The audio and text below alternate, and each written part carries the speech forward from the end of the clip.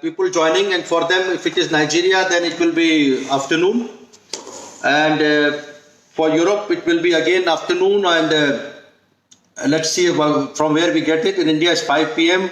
I'm Professor Dr. Vivek Gupta, Senior Interventional Cardiologist in Apollo Hospital, Delhi.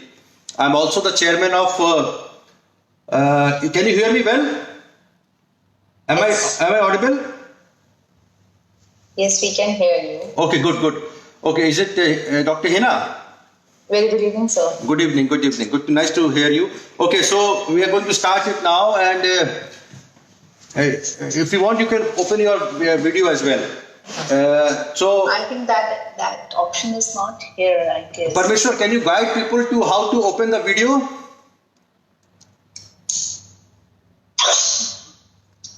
Mr. Parmeshwar? Just a minute, sir. Just a minute. I'll let you come, sir.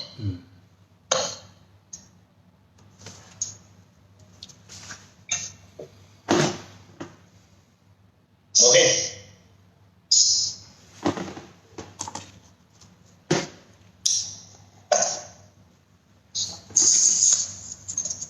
I'm keeping my tea ready so that I can take Dr. Sharma, you can just click the go to screen sharing. Go to screen sharing. Yeah, because doctor has to share it, because then I need to make you as a host. No, it's not like that. Parmeshwar, yesterday when we were doing webinar, you don't need to make. You come online immediately. There is no option for screen No, sharing. you don't need to make host. They have the option already. Madam, you go to screen, share screen. There you can just click that video. You will be able to see that. I am not able to see the screen sharing option here. Make you as a host. Because yesterday it was very simple. Everybody was coming. I saw everybody on my Zoom webinar yesterday. Okay. Doctor, this participant attendees we can make as a host? No. Don't make them host. There's no need. It's we can go ahead, sir. Not an issue. No, but there are a lot of people who would like to come, and we should understand how it can be possible, because there are a lot of people who would like to come. My son, my brother would like to come, so I have to understand this.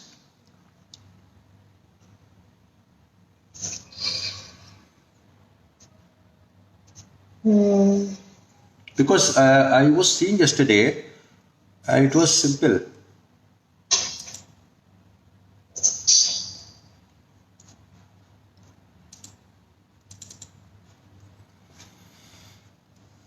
I can only see the audio options, and there is no video option. Neither I can see any of the screen opting for video sharing. So I think that must be something. I think they have to do some modification. They are the host. Yesterday I was the host.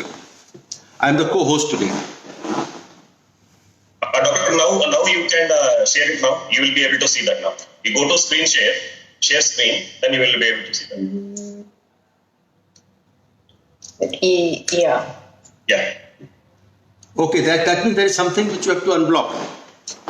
Yeah, now it is visible, sir. But not the screen share. We want the photo of the person who is, because my brother would come in and Dr. Chinna Gupta would come in. I don't want the screen share of the people. I want the photograph of the person who is speaking. Yesterday it happened like that. Parmeshwar? Yes, sir. No need for the screen share of the people. The screen share is only for... What do you want? She has to play my video, no? No. Yeah, that's okay. That's fine. Stop screen share. Dr. Hina, please stop the screen share from your side. Exit screen share. Okay. Yes, yeah, that's okay. Now it's fine. I think we can start now. So everybody will have, whosoever wants can see. Dr. Hina, can you guide us? How did you go for your photograph? How did you do? I think I'm live. I can see myself even. Yeah. But did you have to press something on the phone, or it was spontaneous? No, that was the option which came from the admin, I guess. So is this option available for everybody, Mr. Parmeshwar? Is this option available for everybody? I can only see 5 screens at a time right now, live on the main screen as a display. So the rest of the participants are not visible to me at all. Well, so Parmeshwar, can you see all the participants with their faces? No, sir. Participant will not be able to see the faces, sir. Only panelist you will be able to see the faces. No. It's always good because yesterday when we'll spend 3 minutes more and then we'll start. Yesterday when we did, I allowed all the participants so that they can video share their faces. Okay. I'll just check, sir. I'll just check that will be helpful because a lot of people would like to say hello, and it's better because they're good doctors, senior doctors. Sure, sir. Sure.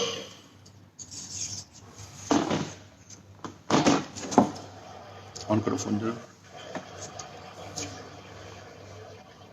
किसको कर phone 98102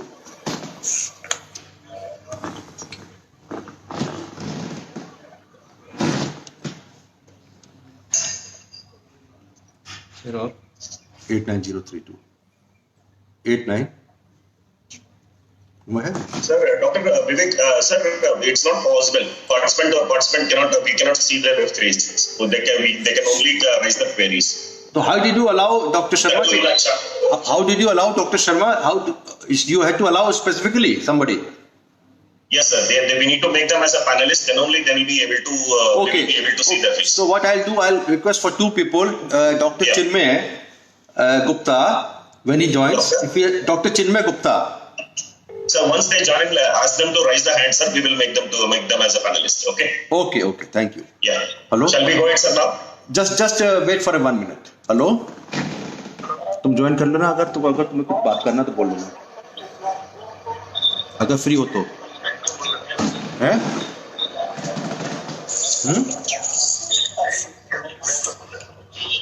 क्या कह रहे हो क्या हाँ तो ठीक हो कह रहे Okay, so we can start now. I am Dr. Professor Vivek Gupta. Parmeshwar, is it fine for you? We start?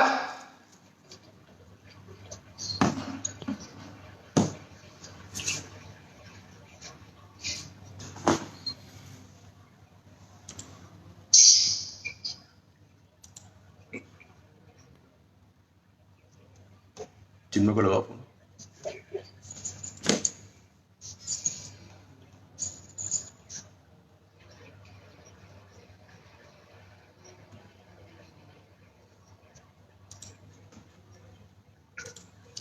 Yes, can we start now? Sir, we can go ahead, sir. Already 137 have joined, sir. Okay, that's good. Chinmay, you have to raise your hand. You have to raise your hand after connecting. Then they will make you panelist.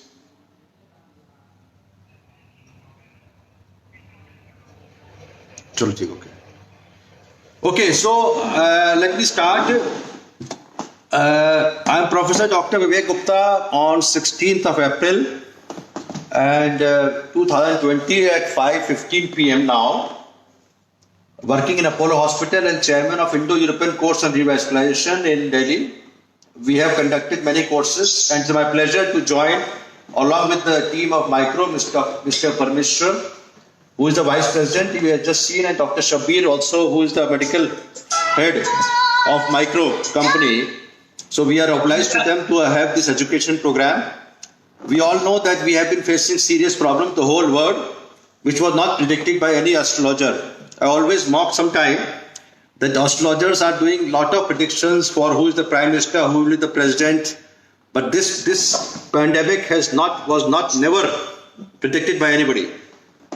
Starting from Wuhan, China, everybody knows it. Just to give you a background, the program it is starting from Wuhan in November. Although it was actually. Let me share the screen. It was actually. So can you see the screen now? Yeah.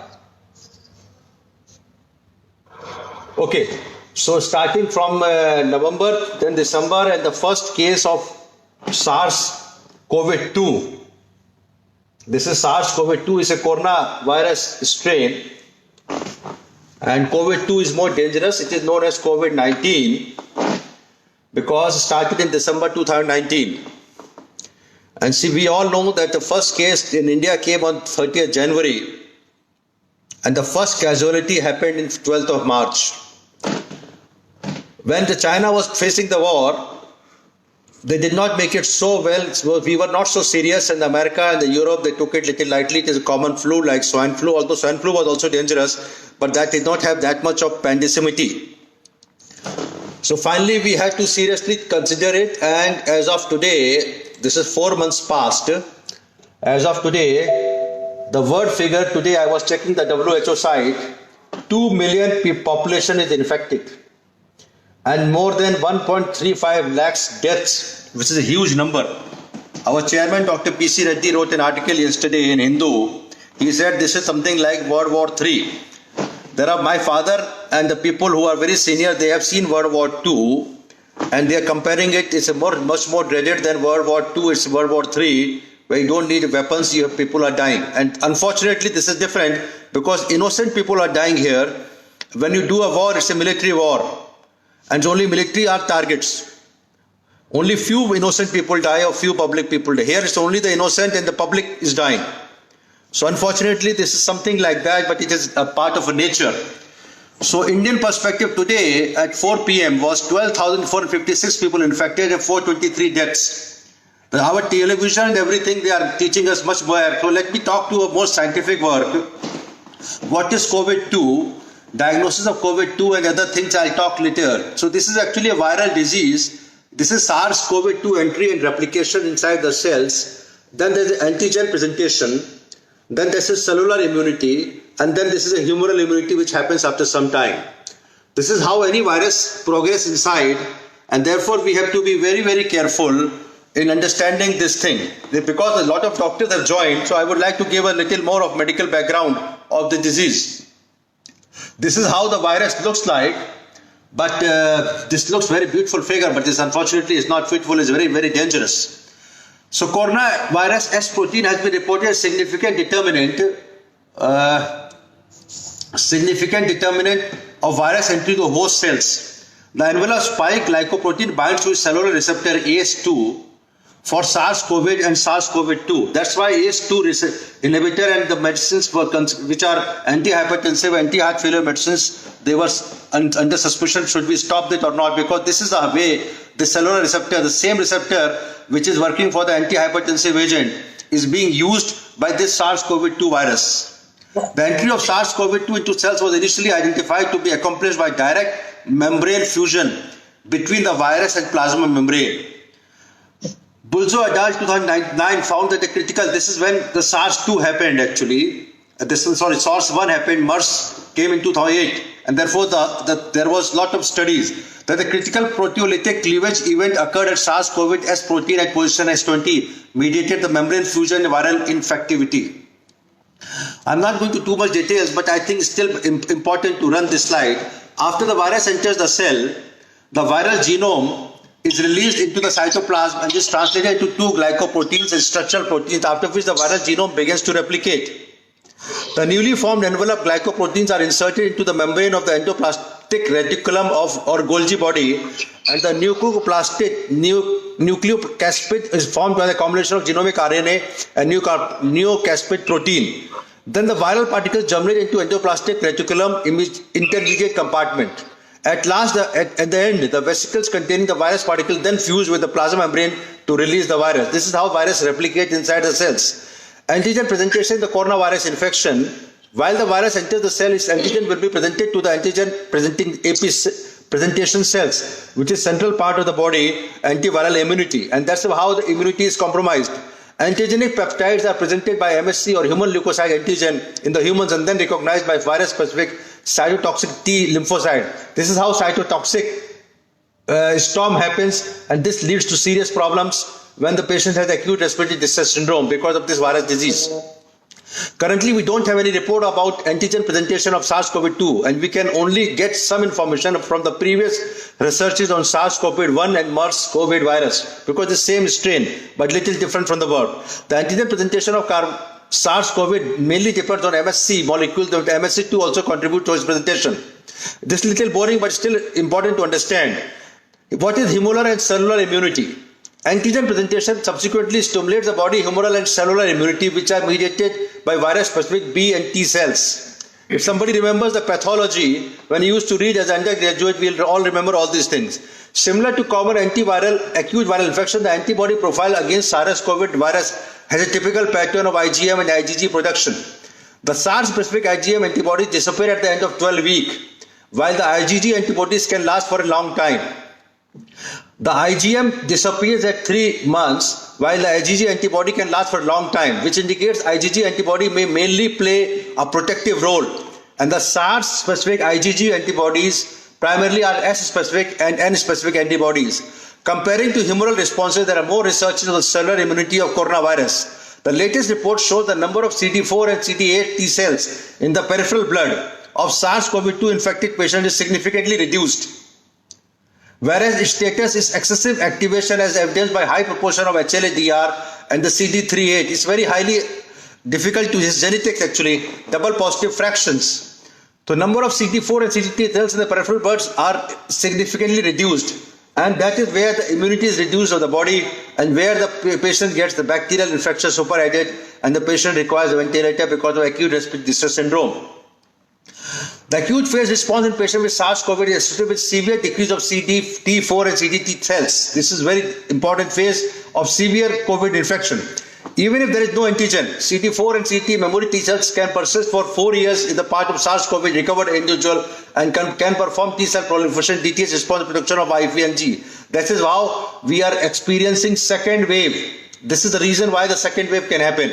6 years after SARS-CoV infection, specific T cell memory response to SARS-CoV S peptide library could be identified in 14 of 23 recovered SARS patients. This is the research which happened after 2008 SARS virus. The specific C8T plus 2 cells also show a similar effect on MERS-CoV clearance in mice. These findings will provide valuable information for the regional design of vaccine. This is important for understanding the vaccine which is being developed by many people, and there are some animal experiments still available, but human trials have to begin. So cytokine storm. What is cytokine storm in COVID-19? The report in Lancet shows acute respiratory distress syndrome is the main cause of death. This is the main cause of death in COVID-19. One of the main mechanisms of ARDS is cytokine storm, a deadly uncontrolled systemic inflammatory response resulting from the release of large amounts of pro-inflammatory cytokines.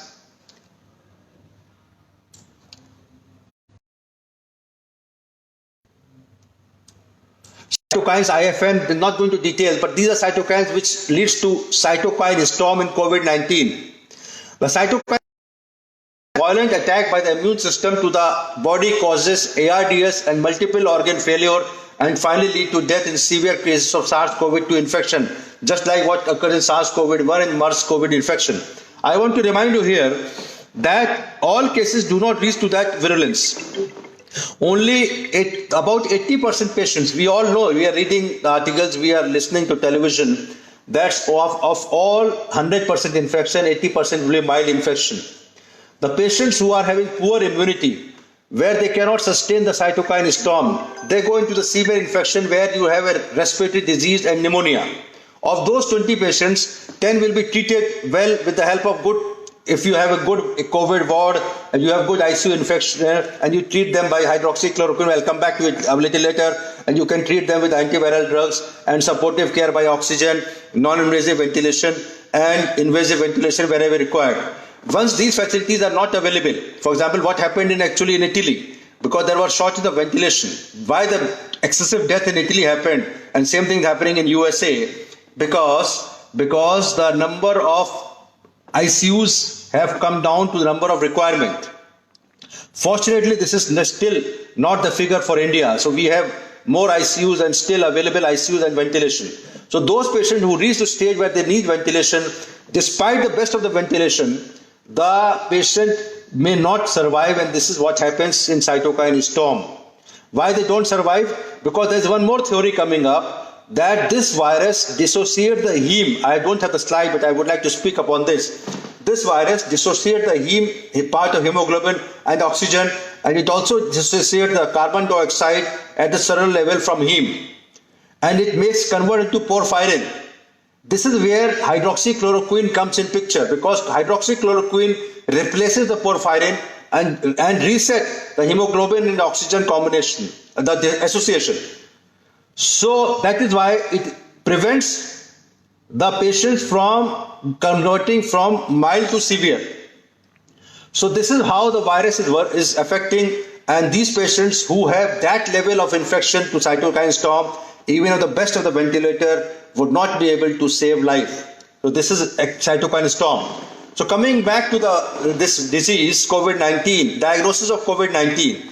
Clinical diagnosis, we all know, is mainly based on epidemiological history of travel, clinical manifestation, nucleic acid detection, chest CT scan, and immune identification, POCT, IgM, IgG, enzyme link, ELISA test, and blood culture. Clinical symptoms and signs of patients infected with SARS-CoV-2 are highly atypical, including respiratory symptoms, cough, fever, dyspnea, and viral pneumonia. But here the fever is more important. But I was discussing yesterday, even those patients of COVID-2 diagnosed, few patients may not have fever. That's why we say the symptoms are highly atypical. That's why it is very aggressive. So if you have atypical symptom, you can diagnose early.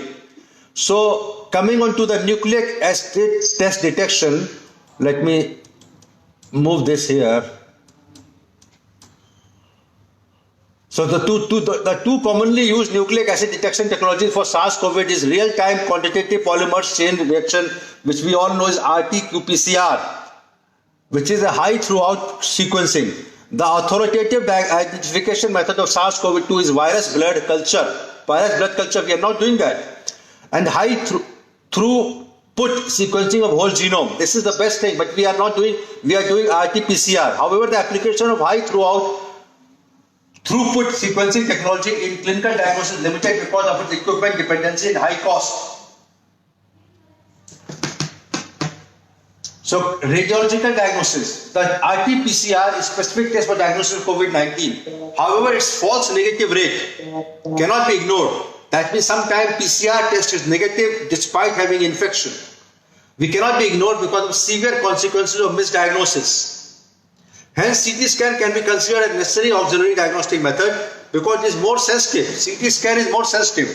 For individuals with a high clinical suspicion of SARS-CoV-2 infection with a negative RT-PCR screening, a combination of repeated RT-PCR tests and chest CT scan may be helpful. Especially the high-resolution HRCT for the chest is essential for early diagnosis and evaluation of disease severity of patients with SARS-CoV-2. These are few chest CT scan diagram. Yeah. Sorry to interrupt. There are a lot of chat box. There's a lot of questions has been asked. If you can just, if possible, if you can see, or otherwise you can. Oh, okay. We can take questions related to the initial talk, and then we can go ahead. Okay. Yeah. I think Parmeshwar, I'm Hariharan. Yes, sir. I'm Hariharan speaking. I think once the doctor's speech is over, you can read one by one all the questions your doctor can answer. That will be easy. That will be better. Let the speech be over. So you can read the question one by one. Doctor will answer according to the question. I think that will let me finish my work, and then we will take the questions one by one, and we can get back to slides again. Sure, sir. Yeah. So the typical CT scan images show bilateral pulmonary parenchymal ground glass and consolidated pulmonary opacities, sometimes with a rounded morphology and peripheral lung distribution. Of course, as a physician and cardiologist, we are not supposed to diagnose. So radiological diagnosis is done by the best of the radiologists, but this is for our people to understand. The typical CT images shows bilateral pulmonary parenchymal ground glass and consolidated pulmonary opacities, sometimes with a rounded morphology and peripheral lung distribution. This is how this transfers chest CT images from a 40-year-old man showing bilateral multiple lobular and sub-segmental areas of consolidation 15 days after the symptom onset. And this is another view, which is a 53-year-old woman showing bilateral ground glass opacity and sub-segmental areas of consolidation day 8. This is day 8 and this is day 15. How the medicines work. This is a flow diagram which is important for you to understand that this is how the COVID virus enters the host cell and membrane fusion and endocytosis. I was telling that at this point of time, hydroxychloroquine inhibits the viral entry and endocytosis by multiple mechanisms as well as host immunomodulatory effects. When the virus has set in and the cells are affected, the polypeptides and IgG, IgG and IgM are formed. The antiviral medicines lopinavir and darunavir, which has shown to be effective to some extent, inhibits 3 chymotrypsin-like proteases. Further down the line, ribavirin, rabidavir and other antiviral medicines inhibit the viral RDRP. This is RNA-dependent RNA polymerase RFBDP. So this is where the few other medicines, the tocilizumab and sarilumab, binds IL-6 receptor, prevents IL-6 receptor activation, inhibits IL-6 signaling. So this is a whole system where the antiviral medicines and hydroxychloroquine, they work. While arbidol, which I am not aware which medicine is this, targets S protein ACE2 interaction, inhibits membrane fusion of the viral envelope. So coming to the other agents, hydroxychloroquine, what is the French perspective? There was always a doubt about this medicine. About 20 days back, Indian Council of Medical Research gave a guideline for the preventive person also. So I am going to read a very important article and research study which was published on April 9, 2020. Professor Didier Rolt releases the results of new hydroxychloroquine treatment on 1061 patients posted on April 9, very recent. The new study for which the abstract was released today was performed on IHU Mediterranean infection Marseille. They pronounce it Marseille. English people will call it Marseille, but it is actually when the L is silent. I have worked in France with Professor Alain Cribier, so I know little French.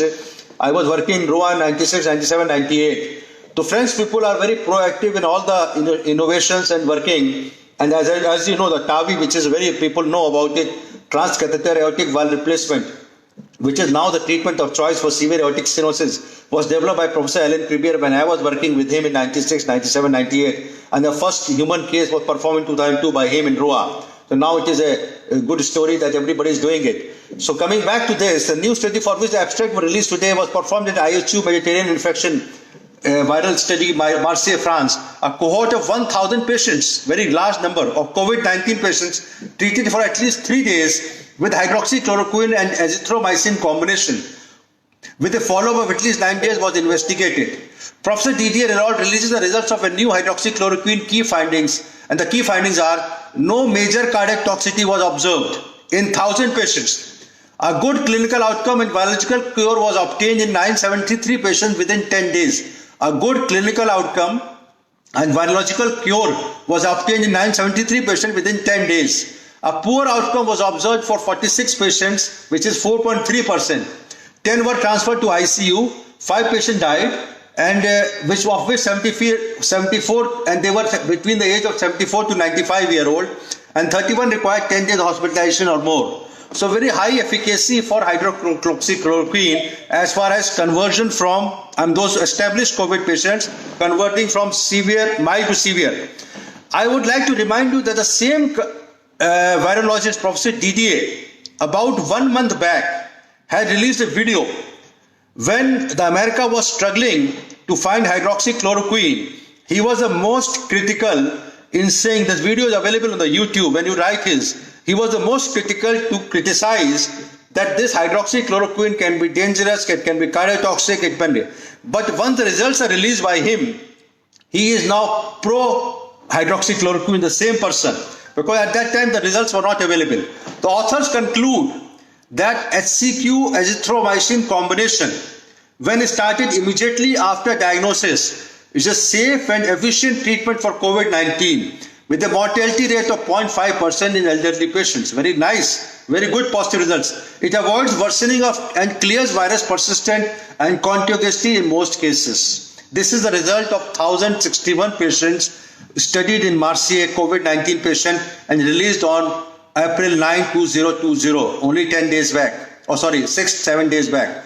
So there are other studies which I am not going to. Wuhan study, 2 patients confirmed admitted to Ramin. Wuhan were identified and enrolled in the study. There were very little small studies, so I am not going to details. Then there was a 62 patient study where they received standard treatment, antibacterial agents with immunoglobulin with or without corticosteroid, and randomized to hydrocortisone. Here there was no azithromycin. It was simple and plain hydroxychloroquine. The mean age of this was Wuhan study, and they said that I would like to go to the study and the final conclusion of this. Conclusion: despite a small number of patients, the potential of SCQ in the treatment of COVID-19 has been partially confirmed.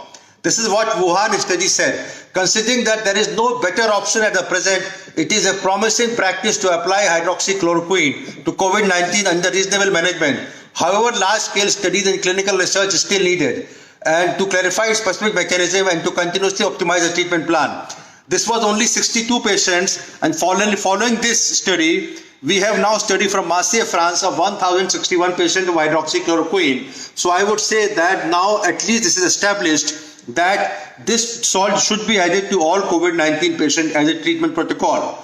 Coming on to the emergency use of authorization of HCQ by US FDA, 28th March, the US FDA has issued an EUA to permit the emergency use of hydroxychloroquine sulfate applied with a strategic national stockpile to treat adults and adolescents who weigh 50 kg and more and are hospitalized with COVID-19 for whom a clinical trial is not available or participation is not feasible. That was before the Marseille French study, but they still had approved it. The EUA is for unapproved use of hydroxychloroquine. The optimal dosing and duration of treatment is unknown. The suggested dose at that time was 400 mg daily for 4 to 7 days of the total treatment based on clinical evaluation. That was 28th March. Following which, Mr. Donald Trump, the president of USA, became very proactive to get this hydroxychloroquine. There were so many deaths. As you remember, 2,000 deaths in New York only in one day in USA. That was a huge number of deaths. But contraindications of hydroxychloroquine just for the theoretical purpose. Once we have seen the Marseille study from the France of 1,061 patients, this become more theoretical. Of course, we all know retinal or visual field changes of any etiology in patients who are known hypersensitive for this should not be used in patients with a prolonged QT interval. This is very important. I want to highlight this point. QT interval can be prolonged. As a cardiologist, I was seeing the ECG of one of my colleagues just now in Apollo. I'm trying to tell a little more important and practical part. Prolonged QT interval, if the patient has a baseline ECG with a prolonged QT interval, I think it should not be used, not even for prophylaxis. I was seeing the ECG just now 1 hour back of my doctor colleague, a junior doctor from Apollo, and she came with the ECG of QTC of 437. The upper limit is 420. 420 to 450 is a borderline. 450 beyond is not acceptable. So I thought that let me give not hydroxychloroquine, I gave other anti-immunity increasing because I didn't want to take a chance. Because once you have prolonged QTC, you have a dangerous arrhythmias and that can be seriously dangerous. So I advise her not to take at 437 QTC interval of a baseline without any cardiac disease. But those patients who are cardiac patients, it is to be really understood that they should always do a baseline ECG before starting this. The QT interval prolongation used with caution in patients with cardiac disease, QT prolongation, history of ventricular arrhythmia, bradycardia, uncorrected potassium, magnesium imbalance, and during concomitant. Because of this warning only, Professor DDA, very important point I want to really highlight about hydroxychloroquine is because I just gave hydroxychloroquine to one of my police, the DCP, who is in the field, and he felt that he got to with somebody who was COVID-19 positive. So I gave it to this. But this is the reason why Professor DDA gave a video warning to FDA not to use it. And the same person, after the study, has approved it. And now he says there's no major cardiac toxicity. But those with the patients with a heart problem, they should always take opinion from their cardiologist before starting it. Coming on to the new compound ivermectin, I will just touch upon for 2 minutes. Ivermectin is an anti-parasite medicine which is being used for parasitic infection. It is FDA approved broad spectrum anti-parasite agent. To test the antiviral activity of ivermectin towards SARS-CoV-2, Vero Aslam cells were infected with SARS-2. This was an in vitro study, and they found that the virus goes away within 48 hours. It's a very, very efficacious salt. But it's only as of now, we have only in vitro studies available. So supernatant and cell pellets were harvested at day 0 and 3, analyzed by RT-PCR for the replication of SARS-2 virus, and the results were very positive. That 24 hours supernatant indicative of released virions, 93% reduction. very huge reduction in viral RNA present in the supernatant of samples treated with ivermectin compared to physical DMSO. Cell pellets in indicative unreleased and packaged virions, a 99.8% reduction in cell viral RNA in the ivermectin treatment. By 48 hours, this effect increased to 5,000-fold reduction of viral RNA in ivermectin treated compared to control samples, indicating that ivermectin treatment results in the effective loss of essentiality all viral material by 48 hours. It is behaving much better than antiviral medicines, but we need human trial before it can be done. The hypothesis effect is likely through inhibiting IMPA B183 mediated nuclear import of viral proteins. So the results are there, but we don't have, as of now, we don't have the human trials, so that it cannot be still. This is an in vitro study. Trials need to be conducted in humans. The results from this in vitro study should not guide the clinical practice. So this is what this is. The brief report raises the possibility that ivermectin could be a useful antiviral to limit SARS-CoV-2-19. What about the infants born to infected COVID-19? Not very much major important, but this is the last. I will just results. 6 mothers were tested. The patients who are pregnant and they are COVID infected, what about the chances of their? So this is, the findings are important for understanding that the serological characteristic of infancy whose mothers are infected to further study is necessary. Now I'm going to general topics, because for the public and for the people, because all the doctors are now at really helm. They are the face of the public. There are so many things for the use of N95 mask. I would like to stay for 1 minute here. It's a very important. If you allow me, I can speak that I have a YouTube channel by the name of Dr. Vivek Gupta, cardiologist. And on 26th of March, I gave a statement on television, and on 17th March, that everybody who is going, at that time there was already a lockdown. Lockdown came on 22nd March by Honorable Prime Minister Mr. Narendra Modi ji. On 26th March, I said whosoever comes out of his house for essential work, because essential for healthcare workers and essential people coming for vegetable, for mother dairy, for those, they have to wear masks all the time on the road. This was negated by my fellow colleagues at that time on 26th March, and then on another TV, that was TV9 Bharatvarsh, and they said, no, this is, you are creating panic. I said at that time there was no real proof of asymptomatic carrier. WHO gave the guidelines later on that there can be asymptomatic carrier and the virus can be airborne also.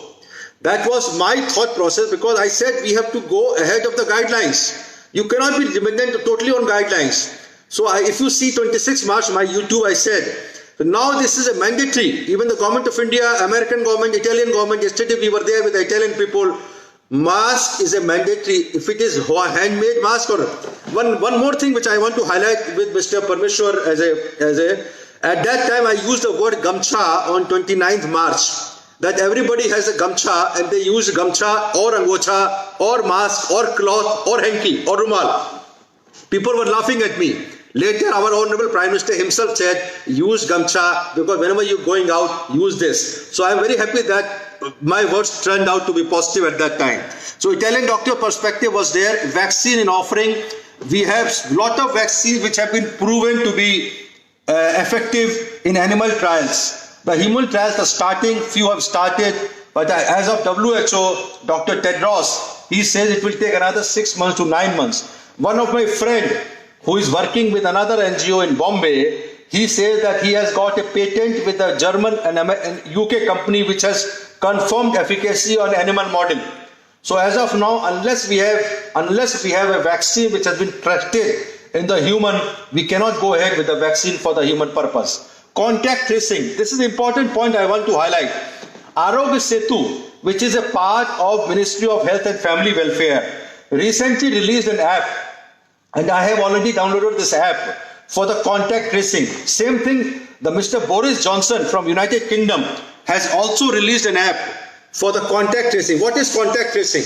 The contact tracing is that once you have an app and you are downloaded it, if the whole population is having this app, then what will happen that whenever that any person gets in contact with the COVID-19, he will say, yes, I am in contact. So during last 7 days, whosoever has come in contact with that person will be given a small warning that please quarantine yourself. So this is better than actually social distancing. Social distancing is must, but this is little impractical. I am sitting with my colleague who's a driver, my secretary, and he is doing the WhatsApp, Facebook live. I am without mask. 1 meter is impossible whenever you're in the hospital. So social distancing is advisable, but it is very difficult. If you have this app and you have called fully masked, I remove the mask because I'm in a single room, then of course this app will allow you to know that you have crossed a person. Cross means you have crossed within 1 meter or within 5 meters. The person who was COVID infected infected. But we have to be very, very transparent. One more thing is privacy. If you tap a button that you are now infected COVID-19 or you have crossed a person who was infected with COVID-19, your privacy will be maintained. It will not be known to anybody. Only thing is that the other people who are in contact tracing app with the Android phone will come to know that you have crossed a person or you have in touch with a person with a COVID-19 infected or COVID-19 person who was in contact with him. So please take extreme care and quarantine yourself for 15 days. If we can apply to whole of the population, in India we have 137 crore people. I think everybody, at least 70% will have or 60% will have the mobile or the Android. This is mobile, which is a smartphone. If this app can be further mitigated and then used by UK or America or USA or India, then we will really be able to prevent this pandemic and will be easily faster. This is just to introduce this Arogya app, and you go on the Google, you can download this on your laptop, on your mobile, and please download this. This will be very helpful.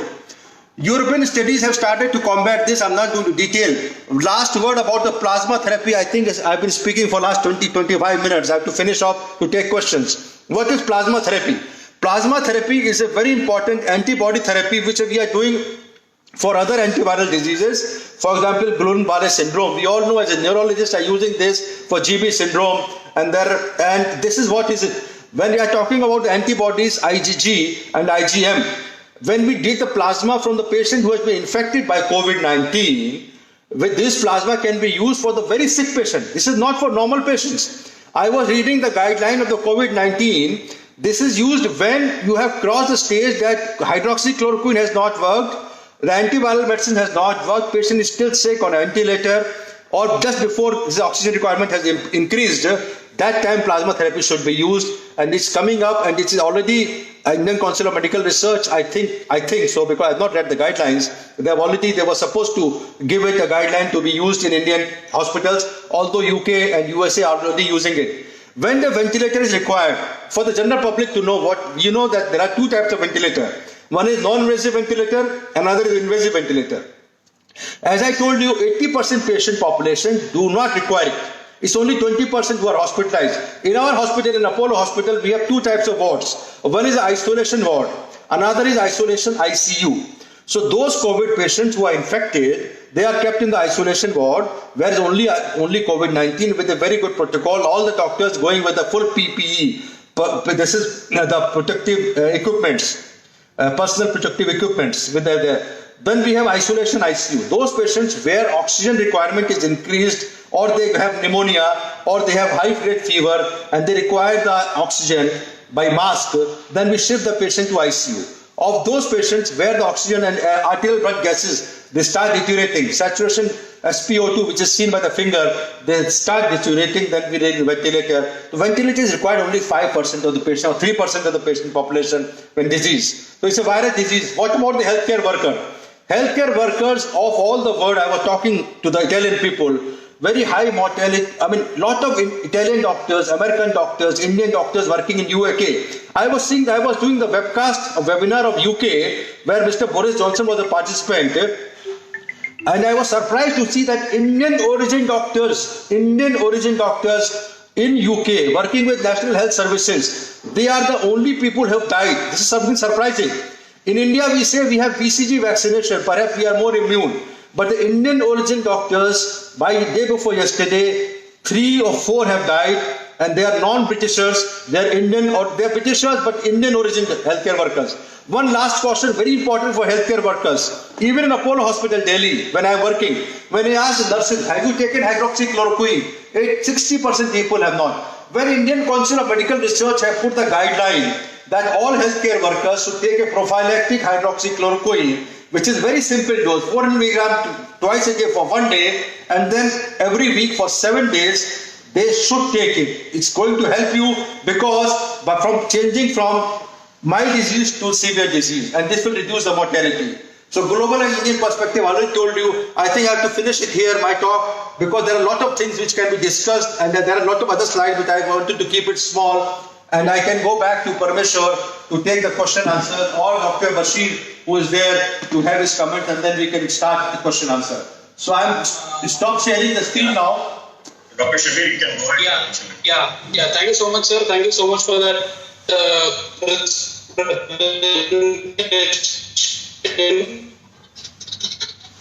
And the age of this COVID, where the daily updates young and senior in the practice. So, with your permission, sir, there are a few questions that we would like to take up. Dr. Tarun Singhal, he's asking, what about the transfusion of plasma of recovered patient? So, basically, convalescent serum, is it going to be useful? Sorry, what is the question? Tarun Singhal is from Agra?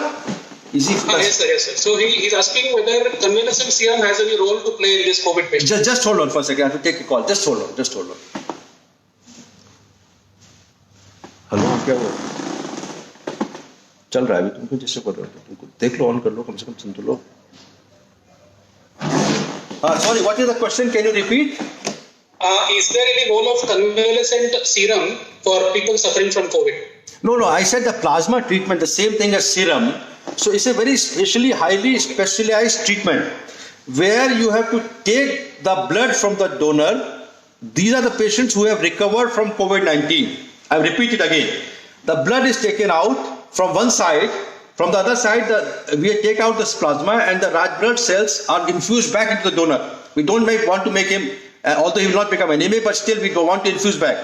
This is further treated by specialized treatment, and this is indicated for those very sick patients, not in early stage. As of now, the indications are very clear.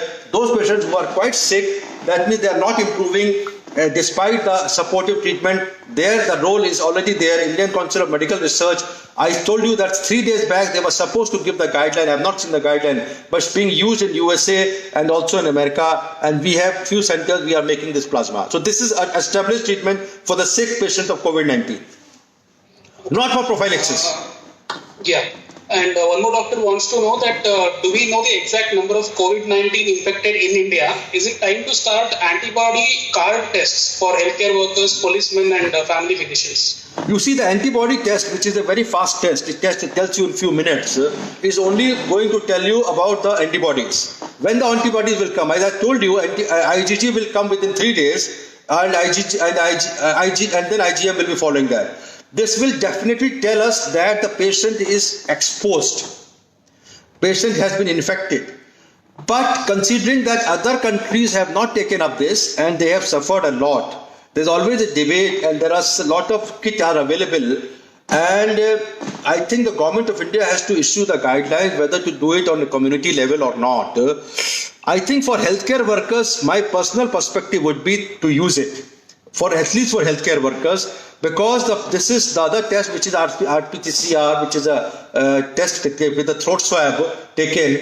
That takes about 1 day for the report to come, while this is few minutes. I think it will be a good recommendation from whosoever is it, that for healthcare workers at least, because we don't want the nurses to fall ill.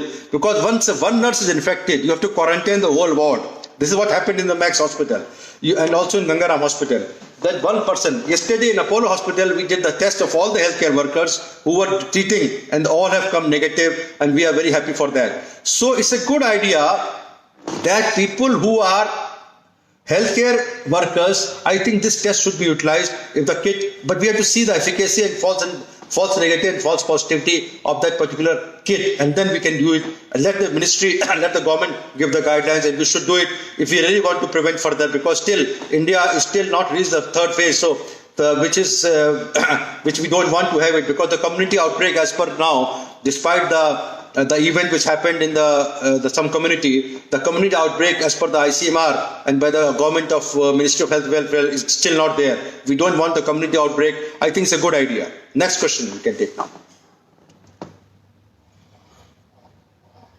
Dr. Bashir? Shabir, are you there? Dr. Shabir, sorry for the... Yeah, yes sir. Sir, can you hear me? Yeah, I can hear you. Yes.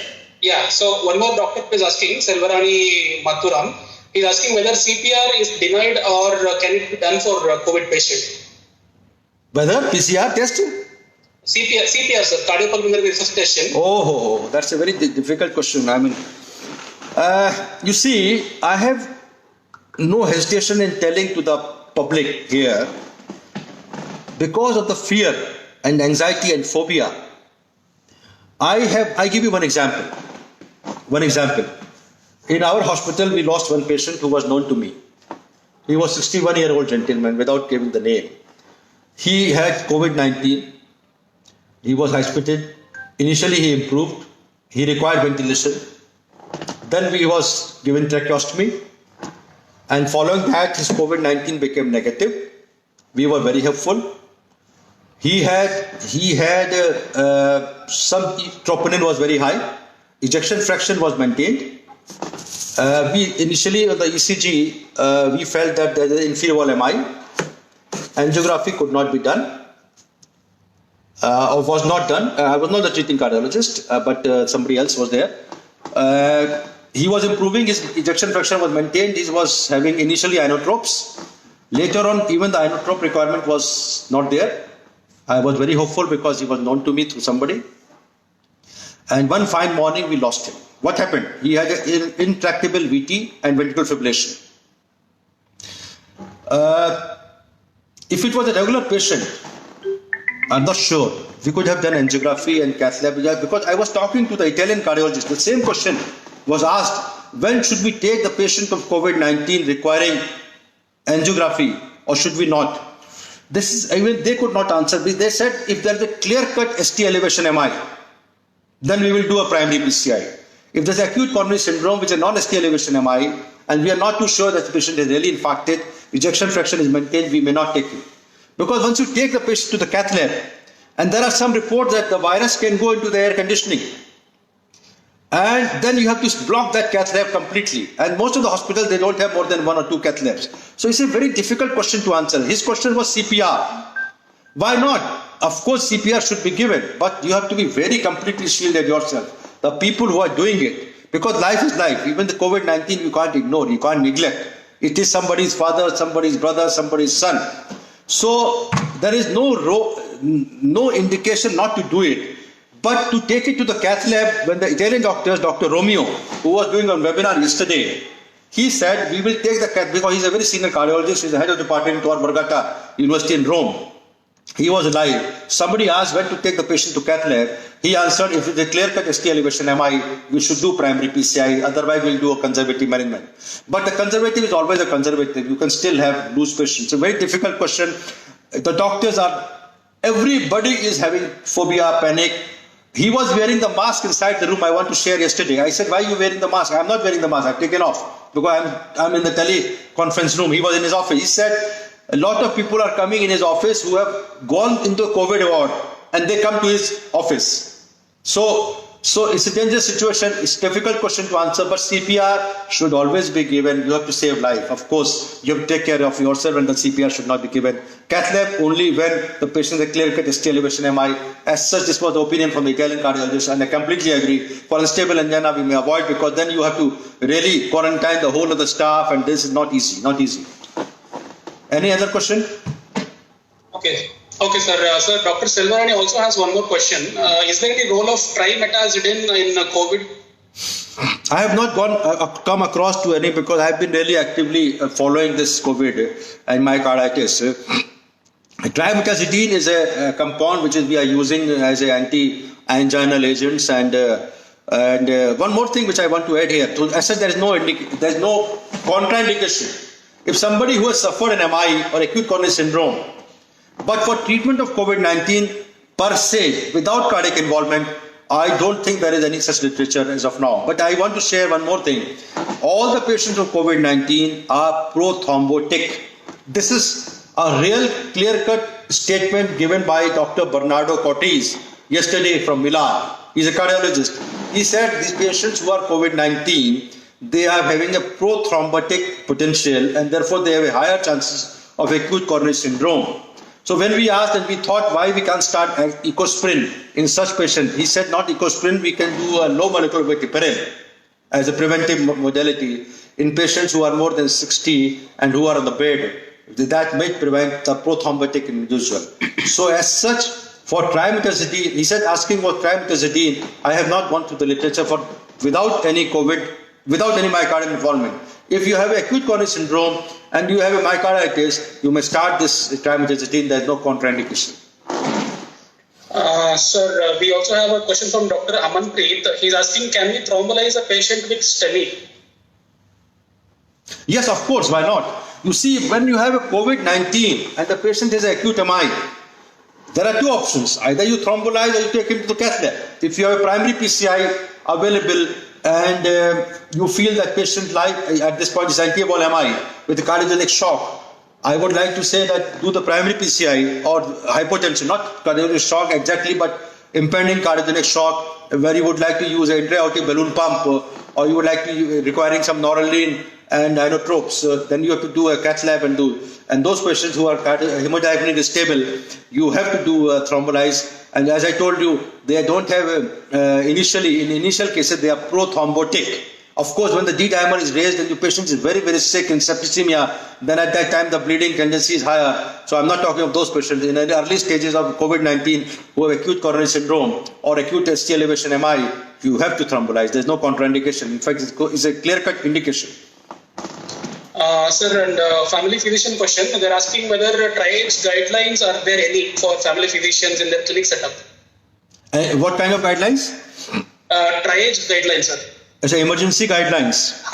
This is a very important question because that of nursing homes are still working and in Apollo Hospital we have isolated the triage. So as of now, for example, a patient came, my patient came, I'm giving example.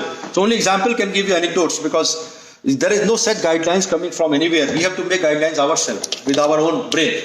So there was a patient who came day before yesterday evening at 10 p.m. I was sitting in my office. He said he's a mild chest pain. I said come to hospital and we'll do an ECG. So when he reached the emergency room, actually there is an outside area outside the emergency room where the CMO, the casualty medical officer. So the triage area has to be very, very, because anybody can be a symptomatic carrier. Although we all healthcare workers are using the good mask and 95 mask, but personal protective equipment which include the shield, the special glasses, the head cover, the full gown is being used only in COVID-19 wards all over the world. There's already a scarcity. You cannot use it as a routine because of two reasons. First of all, they are not available easily, they're expensive. Secondly, it's not indicated. Thirdly, because when you use it, you have to very specific method of wearing it and very specific method of taking it. Because our hospital is having duty of 6 hours, not 8 hours now, for those people who are working inside the COVID ward. Once you have used this, you can't even take water. What about the tea and coffee?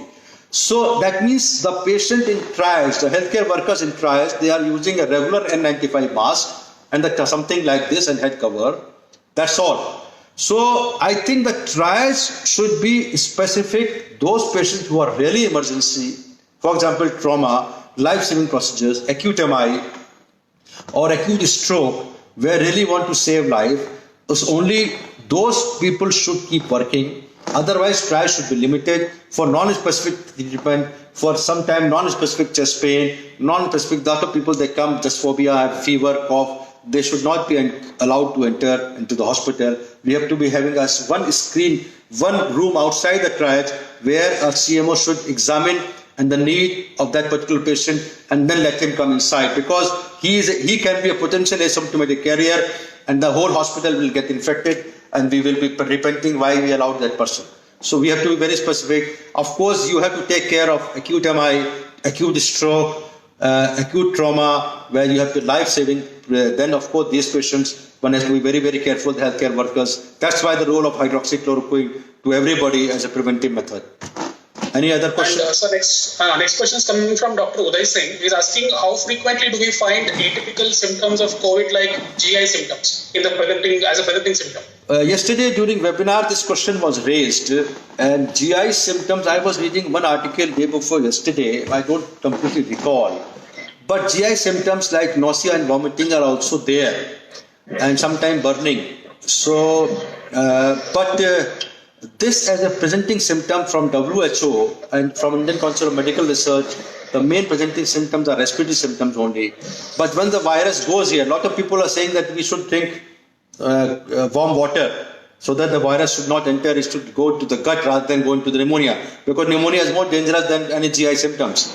So all these things are still under study, investigation, but not major GI symptom. But of course the high fever, dry cough and breathing difficulty, there are three major cardinal symptoms which is present in 95% of patients. And in a few patients you may have anosmia, which is the breathing, loss of smell and taste, which can be there in 5 to 10% patients. GI symptoms are still rare. As per the article which I was reading, I'm not able to completely recall, but they are very, very rare.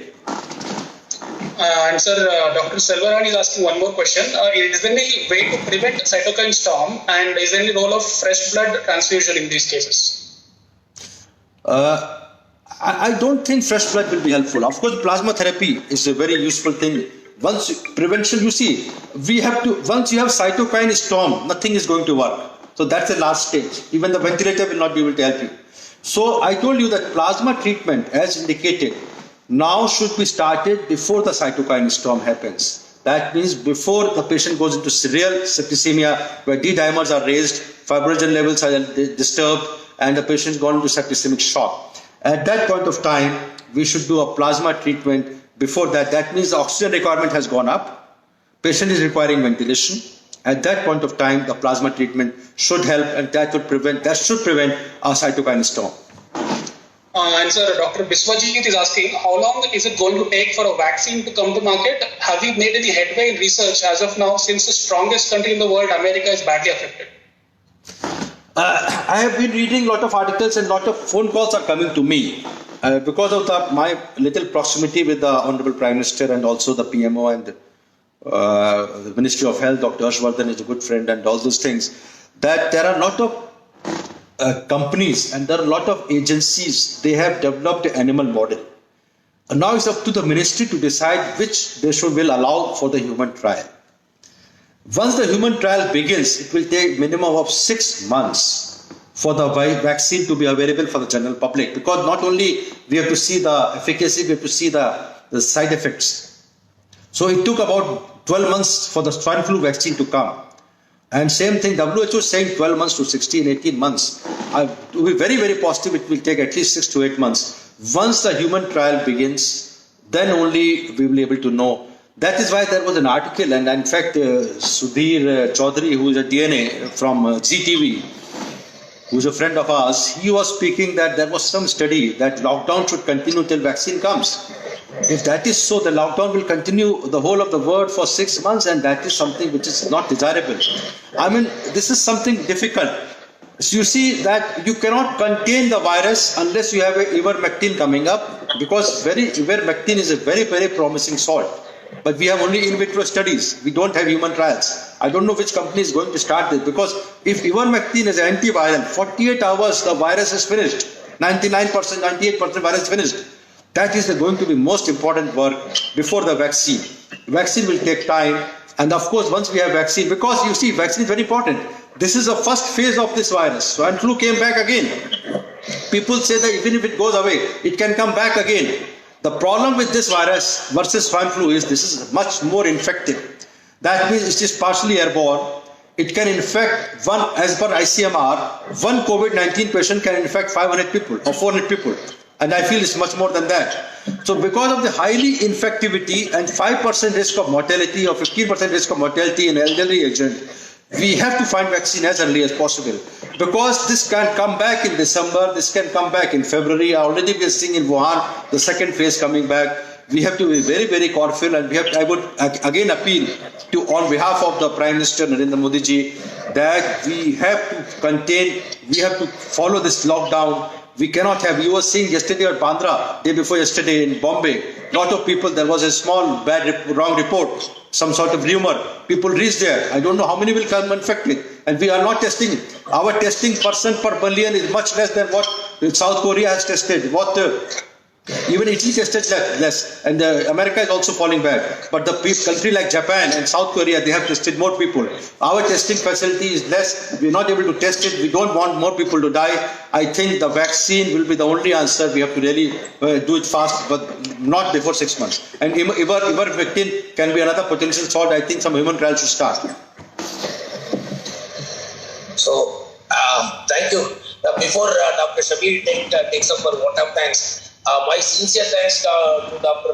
Vivek Gupta. I am Hariharan from Microlabs. Oh, we have met Hariharan. We are good friends. Good evening. I learned a lot, sir. In fact, it's my pleasure to have you. And I sincerely thank you for accepting this invitation and be a speaker for this, sir. I hope that I hope it went well, and almost about 160 participants are there in this webinar. And I requested Dr. Shabir to give the vote of thanks to all the participants also. Before that, I want to screen share one thing, if you allow me. I want to screen share one thing because on behalf of Indo-European Course on Revascularization, ICR, we did a webinar yesterday. I know. You know this, but I want to show it to the people also. This was yesterday, but here we also invited Mr. Anu Malik. And that's what the last program was Anu Malik. So if you can see the share, so he was kind to sing a song because I say we are all struggling, we are all in a pensive mood and thoughtful mood. So with similar program we will do next week on 23rd with American doctors, and I will invite you and your doctors for this program also. So Indo-European Course, and next time Mr. Hariharan, you will come along. We are going to do a program in Iceland in October. Hopefully by October we will be able to do it, and I'll invite you personally to join this program. Thank you very much, sir. Thanks a lot, sir. Thanks a lot once again. Dr. Shabir, can you please give your vote of thanks on behalf of my class? Sir, before going ahead, only Dr. N. Venkatramana Rao is asking one more question, sir, because he's been raising the hand since. Yeah. In general practice, wearing OT gown along with the N95 mask or regular mask can be helpful in clinics. Sorry, can you repeat the question? In general practice, wearing OT gown along with N95 mask or regular mask can be helpful in clinics. Again, very difficult because it's a new disease. When I go back home, every day I leave those clothes, and sometimes I wash myself because I'm with the good water, and then I don't want to leave that for the next day washing. So the virus sustains longer on the hard surfaces. I always tell all my people, this is very important to show that not only this, I always clean the desk, I always clean the mouse where I'm working, and I will advise everybody, the healthcare workers especially, to do it every day on regular basis. I don't have the napkin, normally napkin, and then virus also stays on the soft surfaces like the gowns, although it stays for a less longer time. Considering that any patient can be asymptomatic carrier, I would like Mr. Hariharan again want to share this thing. Asymptomatic carrier, I was the first person as a doctor spoke about the possibility of asymptomatic carrier when WHO said there is nothing like asymptomatic carrier. I'm talking of 17th March. When I said it's a common flu, when the common flu, the symptoms will come after 7 days or 6 days or 5 days, he can always transmit the virus. People were not believing it. So any patient can be asymptomatic carrier, and therefore his idea, whether you use the gown or you wash the clothes immediately before entering, it's the same thing. But if you don't want to really wash the clothes, wearing the gown can be a better idea, but that looks more OT, so patients will run away from you that you are in the OT. So I would say there is no harm, but washing the clothes immediately before entering the house is a better option. You should do it. And or else you can, rather than using the gown, you should use the OT dress where you can wash it faster. not the tie, because once you're wearing the tie, I spoiled 2 of my ties, Mr. Hariharan. I put it into the warm water and they were very important, nice Paris ties, so I lost it. Then I had to really stick to it. These are practical things. Last thing I want to tell before winding up, I again repeat, I was very happy when Honorable Prime Minister said use Gamcha. So I made a video of 26th March where I advised on television panel, and very important people were there along with myself, doctors from Delhi. They all disagreed with me. They said, no, you are creating panic to the public, don't misguide them. I said, no, I am telling them this is social distancing is easily said than done. It's easily said than done. But this is simple, rumaling. I use the word rumaling or use angocha. In UP called it angocha, in Bihar they call gamcha. So I said use angocha, this is already there. When Honorable Prime Minister himself used it, I don't know whether he saw that video, himself used the gamcha. I was very happy that it has gone to the PMO, and maybe that was the reason. Because that time people were laughing at me, and then later they said, no, this is very important. Yes, Mr. Hariharan. Yes, sir. I think most of the questions are answered. Dr. Shamir, our medical advisor, Dr. Shamir, is that he wants to give the vote of thanks. Before that, any other question left over, Dr. Shamir? Yes, sir. Only one question left out from Dr. Nepal, Dr. Uday Singh. How frequent atypical COVID-19 cases are seen in India like that of diarrhea? He is from Nepal. Dr. Vivek, Dr. Uday Singh is from Nepal. He is asking, the question is the atypical symptoms. What he said? Yes, sir. How frequent atypical COVID-19 cases are seen in India like that of diarrhea? You see, diarrhea, he's comparing with diarrhea, or he wants to know the symptoms of diarrhea. Symptoms of diarrhea are not known in COVID-19. But as of the literature, I was seeing the Wuhan literature and of the Italian literature in America, they are not come out with many literature. The French literature, about 10% patients are atypical. So even if you have a travel history or you are going out, even a single symptom like anosmia, like only fever, no cough, or cough, no fever, or breathing difficulty without any cough or fever, or excessive burning on the chest in the abdomen. So these 4 symptoms are there. They are atypical symptoms. One should always go and check for the COVID-19 test. As of now, the guidelines because you see, you cannot test everybody. But on the recommendation of the doctor in India, that if I suspect that this gentleman is COVID, there's a possibility of COVID. If I write, please do the test, the private labs will do the test. Earlier, they were not doing it.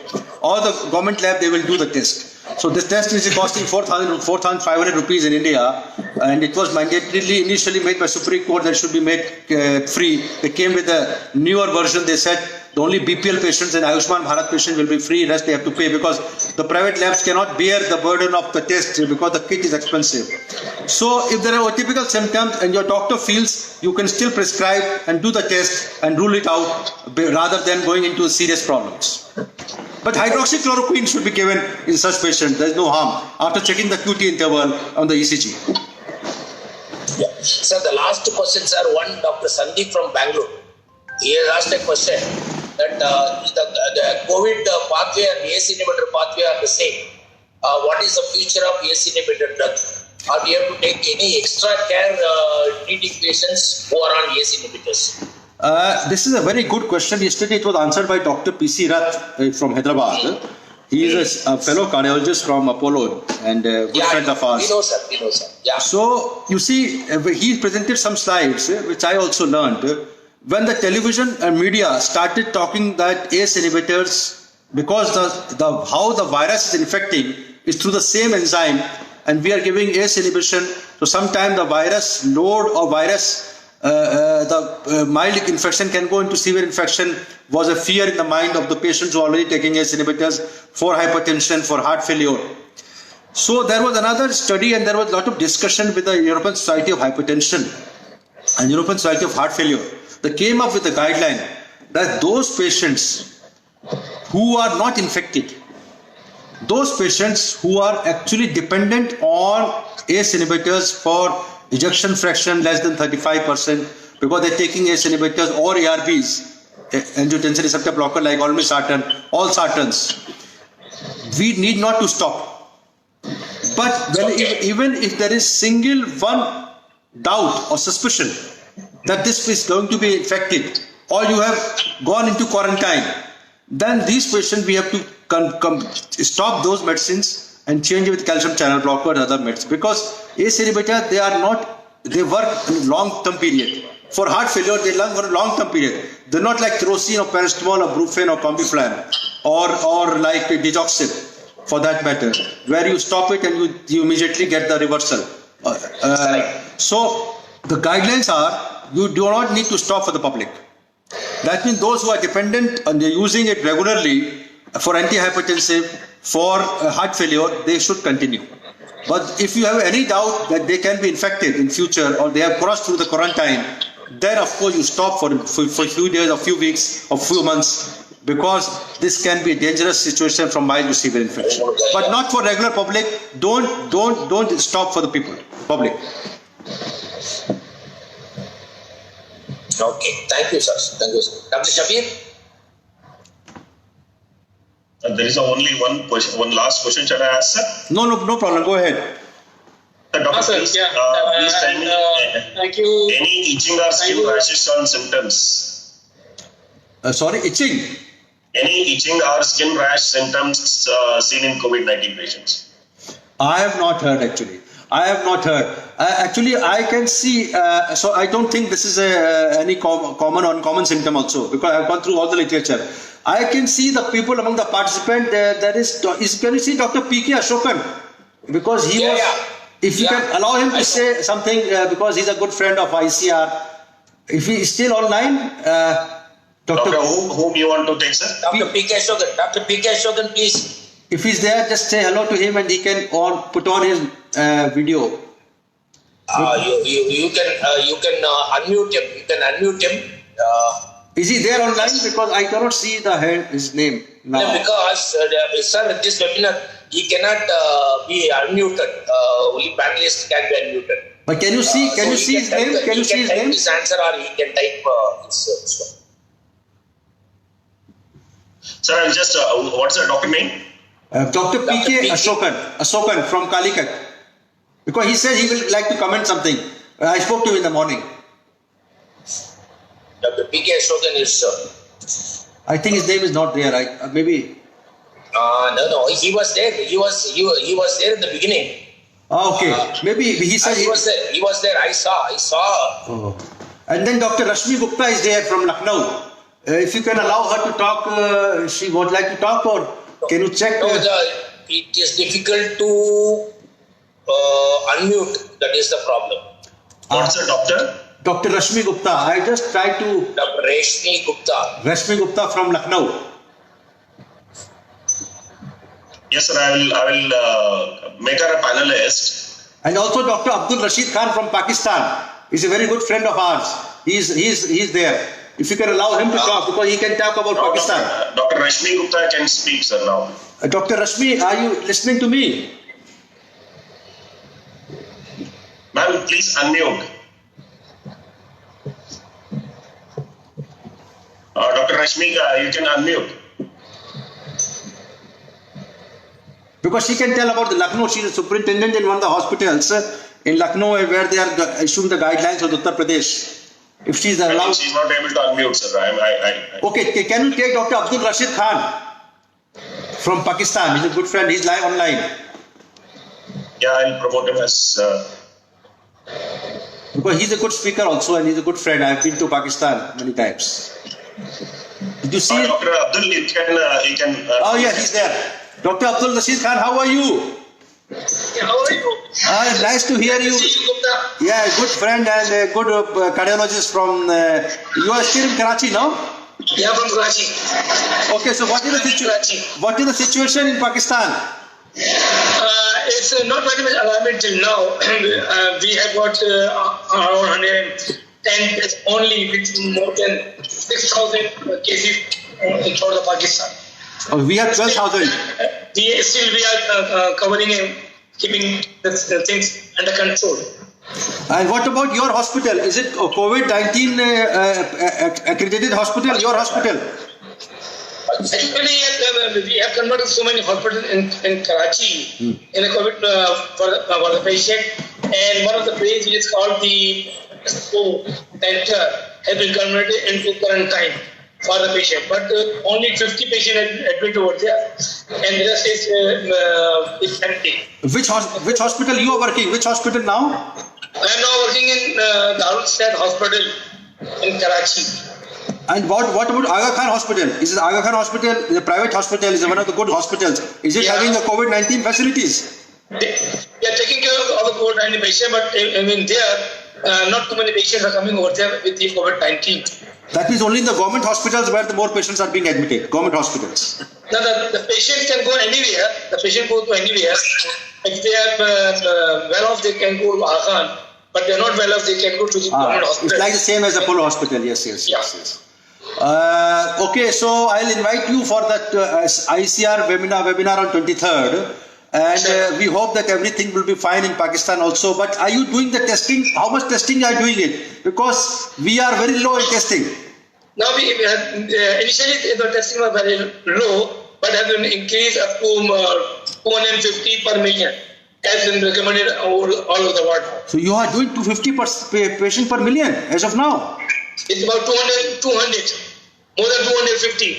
Now in Karachi now they have increased to more than 1,000 cases per day. And out of 1,000 we are getting only very few number which are positive with COVID-19. And you have PCR test, you're doing the PCR test? Yeah, PCR test are also they're doing all the tests. And are you using hydroxychloroquine? Have you taken yourself or not? Actually, it is debatable. No, it's not debatable. The French study, you must have listened. You should use it. Don't underestimate its efficacy. And Gupta, I just had the live webinar yesterday from Dr. Adil from Kuwait, from Bahrain. And he was talking against the hydroxychloroquine as well.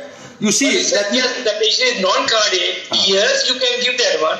The patient, the cardiac, be careful because as you imagine, SCU can lead to arrhythmias. That is okay. I'm talking about healthcare workers who are non-cardiac. They should take it. You see, there is no doubt. There is no doubt. It is a very least toxic drug. It's a very unless the storm has been made in the media. That's a very good. It's not highly toxic. If the QT interval is okay, if you just do your ECG today, your QTC is okay. Take hydroxychloroquine from my advice. I'm your cardiologist now. I say, I'm making myself other on the system. I'm doing my clinic, but having all the gadgets along with me while doing the clinic. I have the social distancing and no. You can't do that. Okay, my advice. We'll talk on phone later on. Any other comment you want to do? It's a really good one, and I'm really happy to see you after a long time. Although you are very much active on the Facebook, but on the webinar I see you for the first time. I love it. I like it, and I hope that you should continue this thing because the main problem in Pakistan and India is awareness among the masses. They don't care if they are not taking the care as they should be because the only thing which can save us is social distancing, which is not being taken care either in Pakistan or in your country. No. Now our Prime Minister has become very proactive. Now it's a punishable offence. Now anybody found on the road will be police will come and see them. But doesn't matter. The only thing is the last thing which I want to tell you, or rather through this webinar, that we will do ICR webinar, and you were there. You came to Amsterdam, you came to London, Paris meetings also. Sure. So we will do ICR webinar, and I will take you as a panelist in 23rd, and we'll talk on phone. So we are all brothers. I always feel Pakistan is our younger brother. You see I like my colleague and my brother. What Pakistan today was actually Hindustan before. It was you should have been a part of India. That is a politics. I don't want to involve myself in the politics at all. Okay, so we are all Indian brothers. I would say our Pakistani brothers. You are younger brothers. Although we are cardiologists, and the cardiology community is the family. Okay. All over the world. Oh, thank you very much for coming in, and we will talk to you later. Dr. Shabir, you can talk now. Thank you. Yes, sir. Sir, thank you for such a splendid talk. Thank you so much for taking your time off for this important talk, and I'm sure many of us have gained a lot from this. Can you check with Dr. Rashmi Gupta? Answering all our questions. Dr. Rashmi Gupta is still there or no? Can you check Dr. Rashmi Gupta? I don't know. No, she's not able to speak, sir. I just, she's on, I think. She must be on duty or something, I don't know. Okay, doesn't matter. She's offline, I can see. Okay, we'll take up later. So it was a real pleasure. I think you all got some enhancement because of my little knowledge of COVID. And we are still learning, and I'm very happy to be part of this. And Parmesh and Hariharan and Dr. Abshul Rashid and Dr. Shabir. Thank you, doctor. Thanks a lot, doctor. Thanks a lot. Thank you so much. Thank you, sir. Thank you very much. Very nice of you, sir. Thanks a lot. Thank you. Good Parmeshwar, good. All the best. And Dr. Shabir, thanks a lot. Thank you, sir. Thank you, Dr. Abdul Rashid, joining from Pakistan. And also Parmeshwar, I think Mr. Ashok Jain also is in the participant list. He is also attending. We should thank him for joining us. Thank you very much. Actually, our executive director, Mr. Ashok Jain, was in the actually he was in participant list, attendees list. Yeah, yes, he conveyed his regards, sir. What is the name? Mr. Ashok Jain. Mr. Ashok Jain. Ashok Jain. Yes, sir. Oh, he's the executive director. Executive director, yeah. It would have been pleasure if you could have seen his face, so it doesn't matter. He just left, sir, actually. Okay. So it was a real pleasure to I'll connect you sometime, sir. I will connect you sometime. Thanks, sir. Thanks once again. Thank you so much, sir. Thank you. Indian Namaste. Thank you.